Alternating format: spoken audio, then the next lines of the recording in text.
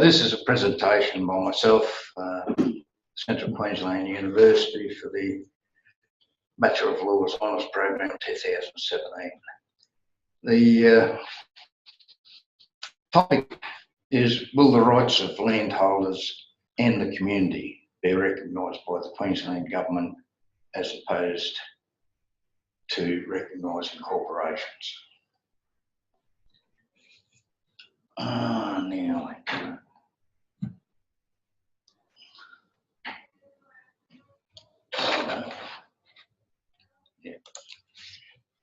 Now, you might want to hit the button to turn the presentation on rather than hit the button to. It's all right. Go with what you're comfortable with. Yeah. The opportunity to change at the moment is basically, for the last 60 years or so, this is mainly in the Queensland jurisdiction. Governments have provided incentives and rewards to corporations who've invested in Queensland, developing various areas, agriculture, infrastructure, mining, ports, all things there. And the governments have provided incentives and effectively created statutes that support those corporate developments. Unfortunately, some of the decisions they've taken in hindsight have not turned out to be extremely well thought through. But now the political dynamic has changed. There's been a significant change in the way that the dynamic is globally. As Shane had mentioned earlier, we've had Brexit, we've had Trump, we've had Macron, and in Australia, we've got Turnbull with an absolute minimum majority in the House, and so politically, and the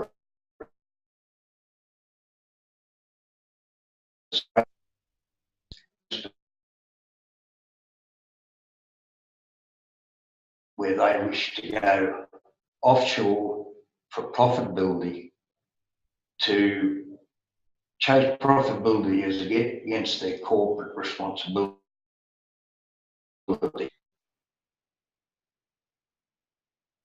Simply do not provide the income or the wages for anywhere near as many people that used to be. And that has meant that, you know, the electorate itself is not feeling obligated to the corporates. And there is a desire generally in the electorate that there needs to be a more fair and equitable society. This feeling in the electorate, it's taken away the continuity that governments can feel. They don't have as much certainty about their position. And that can also impact on corporates, because one of the things that corporates really require is certainty. They need certainty in their decisions and certainty to be able to make decisions with some confidence of the future.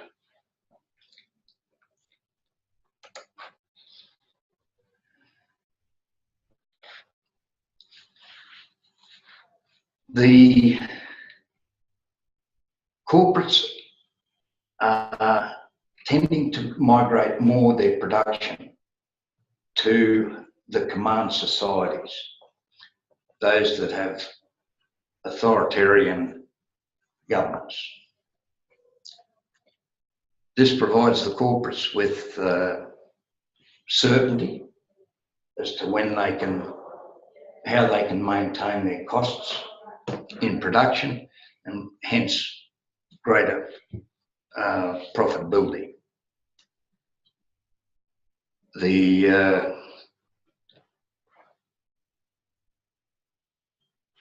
This has been reflected globally in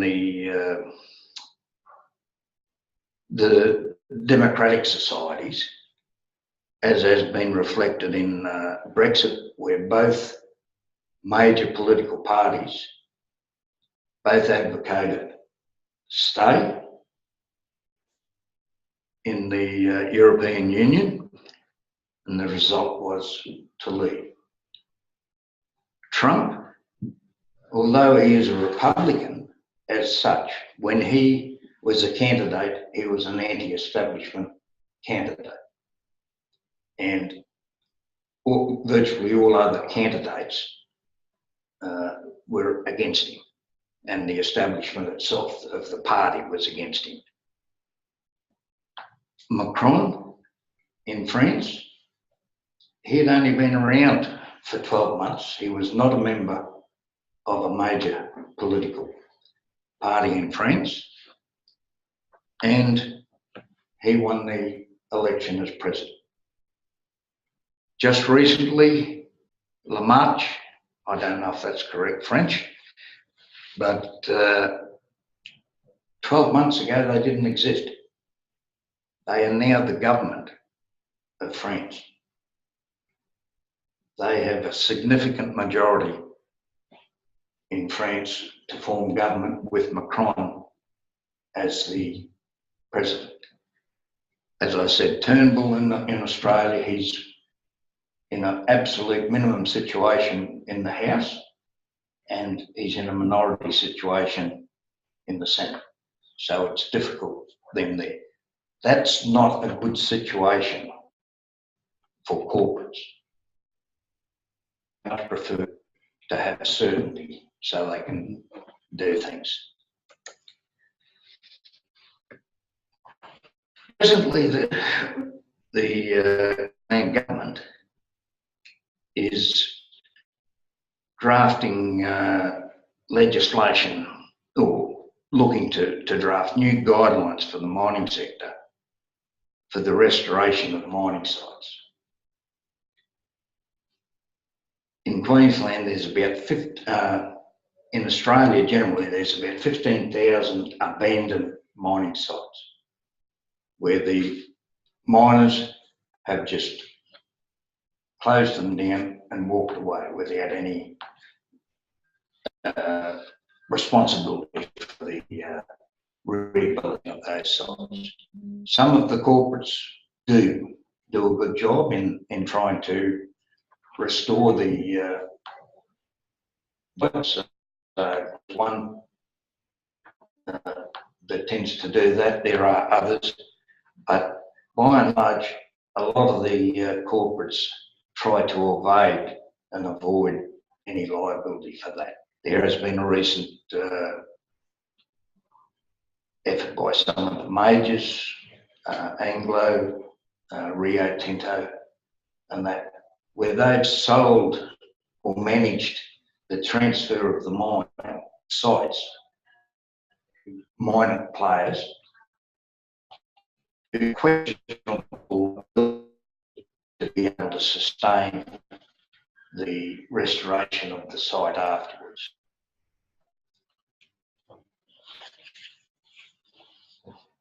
This and other things are causing corporates to have much difficulty in obtaining a social licence to operate in the country. And with the changing political dynamic, it'll make it much more difficult for them in the future. That picture's just a black coal, open coal mine. The environmental nuisance they occur are noise, dust, influence on the water resources, they destroy habitat and they destroy the amenity of the area.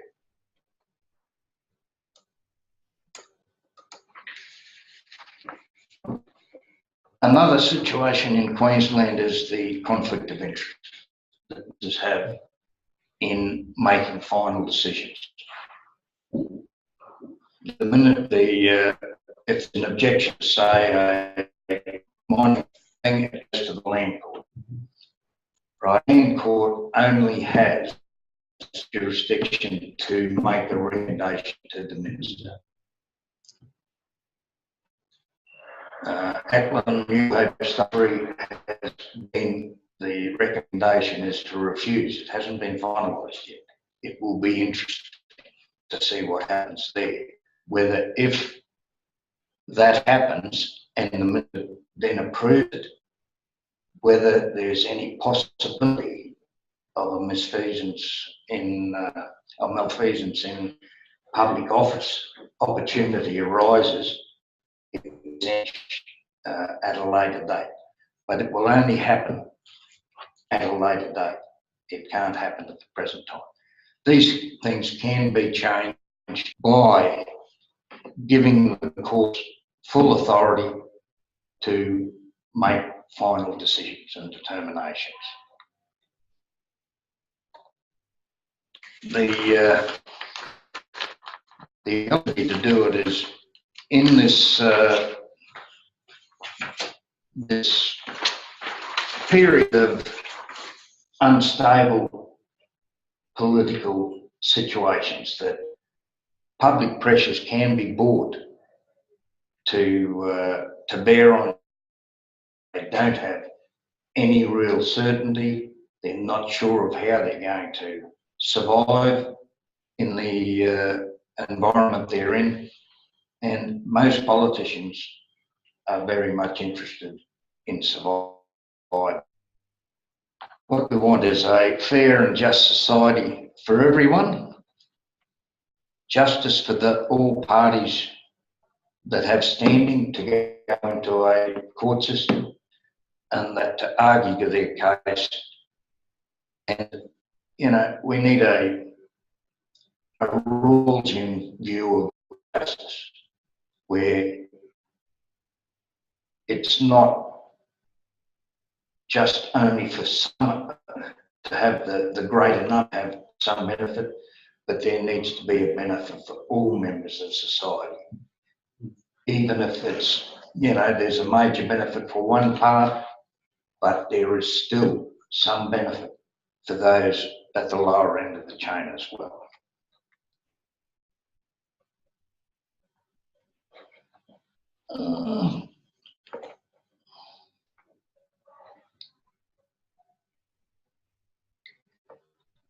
There needs to be changes to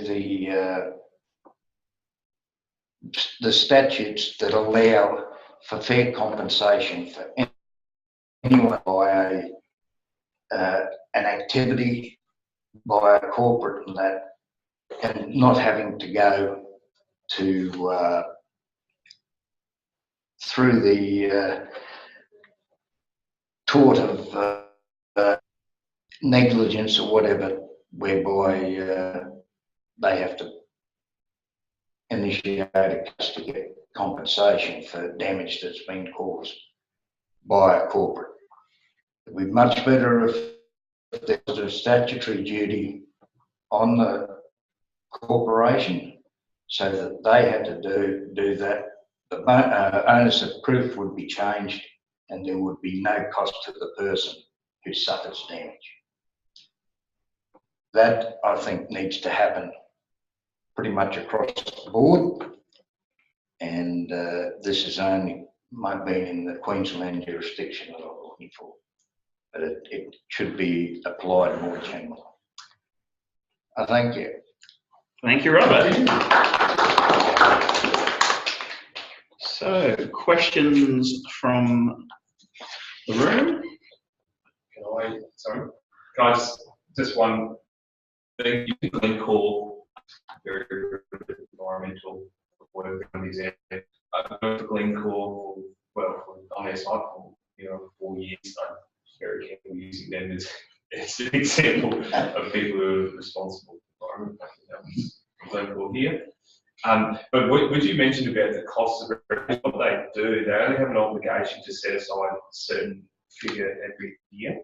Is at the Glencore site as part of their lease. So they have to spend so many $1 million per year to set that aside for reparations. Not only a dollar amount of what the reparation to fix it. And that's what you're talking about. That's where the sales come from. And you would see these. So what they do is they sell them on to these little subsidiaries or other companies, and they tend to take what they can and go bust straight up, and that's kind of the, so you're kind of going down that direction. Yes, I'd use that as a favourite way of asset stripping. Yeah, that they use, they take it back to a shelf. You look at James Hardy with mesothelioma liability, the way that they did it. I think the fund is just about extinct now.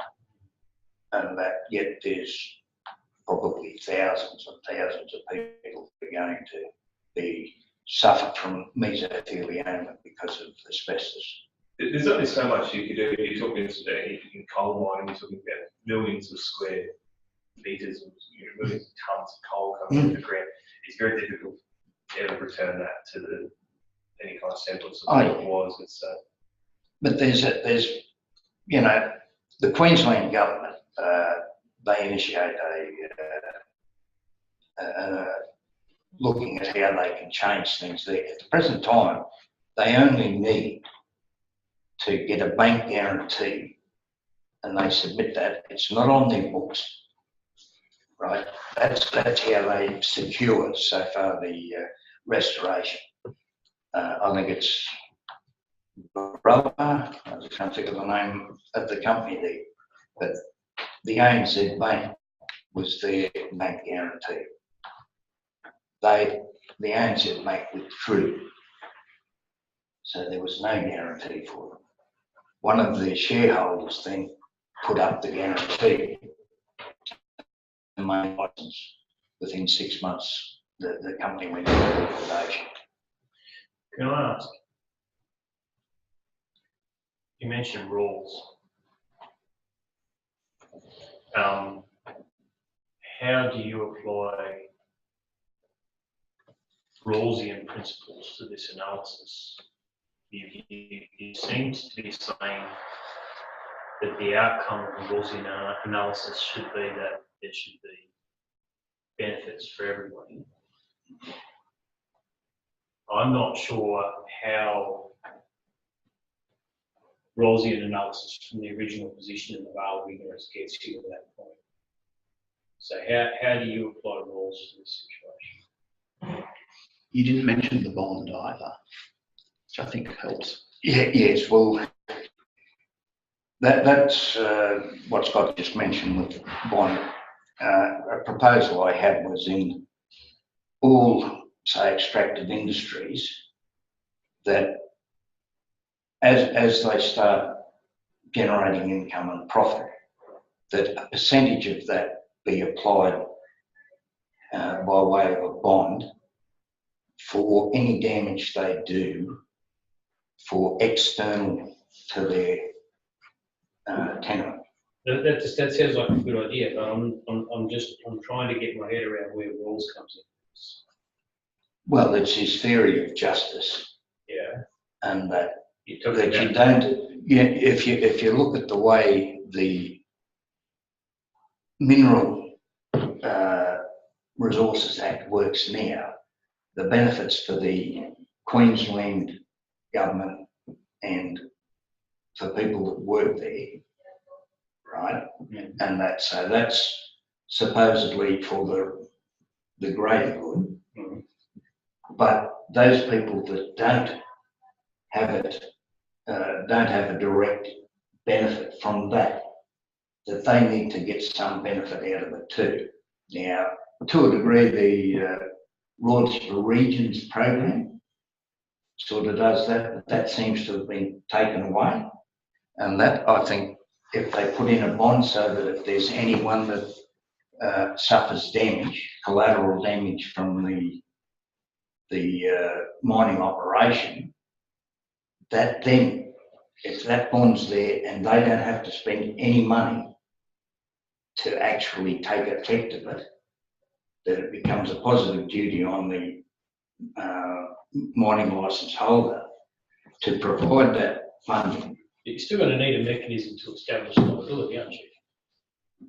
You're still going to, anyone who makes a claim on that bond is still going to have a forum in which to make that. It's still going to cost them money. They're still going to have to pay people like me to go and make the argument that they should have access. No, I don't think if you do it, have it as a positive statutory duty, the company normally has a requirement that they must monitor things that happen. So they have all the information that can sustain any sort of a claim.